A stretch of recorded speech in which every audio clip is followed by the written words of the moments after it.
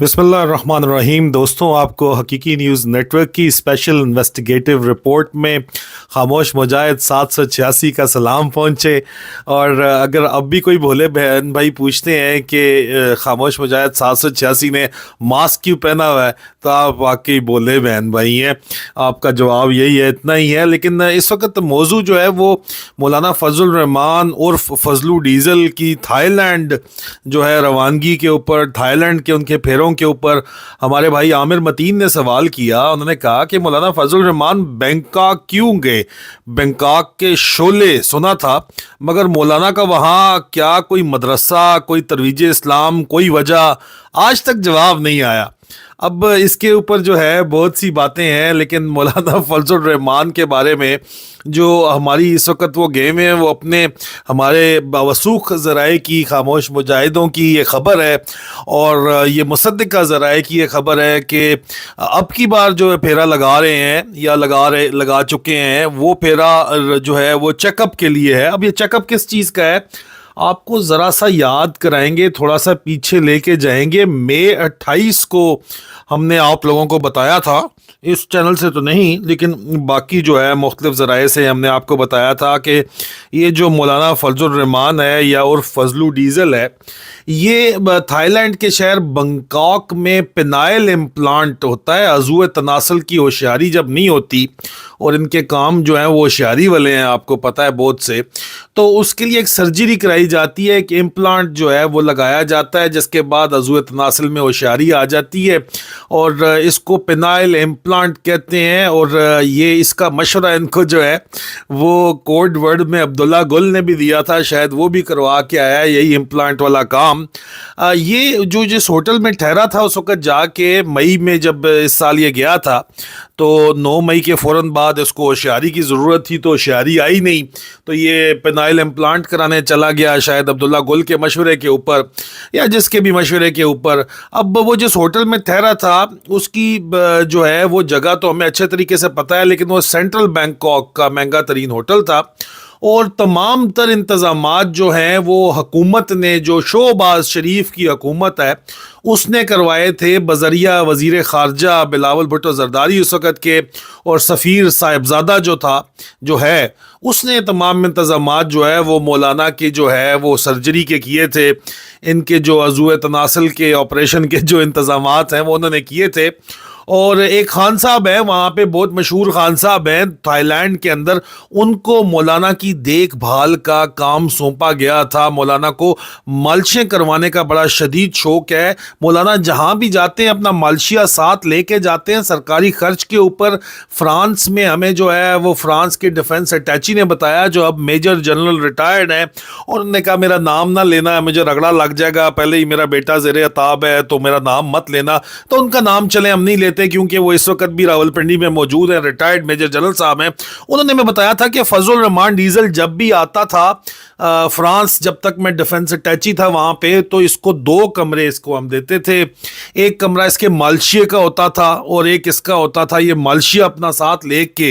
हर जगह ट्रेवल करता है, लेकिन थाईलैंड में तो मालशियों की कमी कोई नहीं है और मालिश का शौक जो है वो मौलाना डीजल को बहुत ज़्यादा है। इसी तरह तुर्की में हमें पता चला कि मौलाना डीजल जो है जिस वक्त तुर्की गया तो वहाँ एक दफ़ा गायब हो गया, सिरे से किसी को मिलता ही नहीं था मौलाना।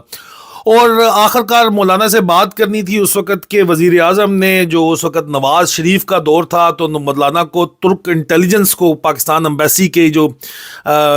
फ़ौजी अफसर थे वहाँ पे, उन्होंने तुर्क इंटेलिजेंस से पूछा, तो तुर्क इंटेलिजेंस ने एक रिज़ॉर्ट का नाम बताया जहाँ पे मौलाना जो है वो अपनी जो नफसानी ख्वाहिशात जो हैं वो पूरी करने के लिए मौजूद थे। और मौलाना से जिस वक़्त बात कराई गई तो मौलाना के जिस्म पे कोई भी कपड़ा नहीं था। आपको पता ही है कि मौलाना जो है उस वक्त भी मसाज बहरहाल मौलाना करवा रहे थे। हम इससे आगे बात नहीं करते, वीडियो मौलाना साहब की पहले ही तशरीफ आ चुकी है। अब इसको बंदा मुल्ला डीजल ना कहे तो क्या कहे, मुल्ला फजलू ना कहे तो क्या कहे। इसके जो मई में जो ऑपरेशन हुआ था उसका जो तरीका कार जो उसका था पेनाइल इम्प्लांट का, उसके ऊपर $18,000 के लगभग जो है वो खर्चा आया था। اور پاکستان کرنسی میں تقریباً جو ہے وہ اس وقت 50 لاکھ روپے سے اوپر یہ بنتے تھے، جو حکومت وقت نے یہ پیسے جو ہے اس وقت کے جو ہے وہ نواز شہباز شریف کی حکومت نے یہ پیسے دیے تھے۔ اور نہ صرف یہ، بلکہ جو سب سے بڑی بات تھی نا جی، وہ یہ تھی کہ اپنے عضو تناسل کا آپریشن کروانے کے لیے ملا فضلو وزیر اعظم کے معذرت چاہتا ہوں،